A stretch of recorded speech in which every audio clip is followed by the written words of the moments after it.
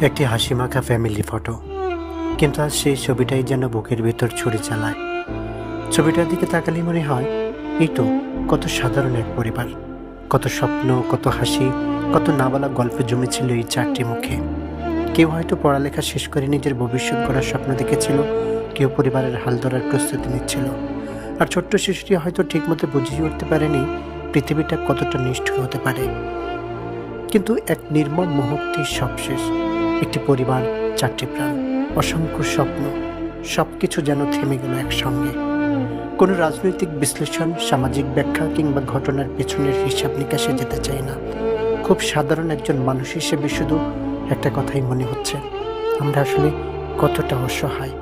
নিজের ঘরেও যদি নিরাপত্তা না থাকে, তাহলে মানুষ কোথায় নিরাপদ?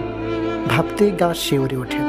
যে ঘরে হাসি ছিল, গল্প ছিল, ভবিষ্যতের পরিকল্পনা ছিল, সেই ঘরই এই মুহূর্তে পরিণত হলো শোকের ঘরে। এভাবে চারজন মানুষের চলে যাওয়া কোনোভাবেই মেনে নেওয়া যায় না।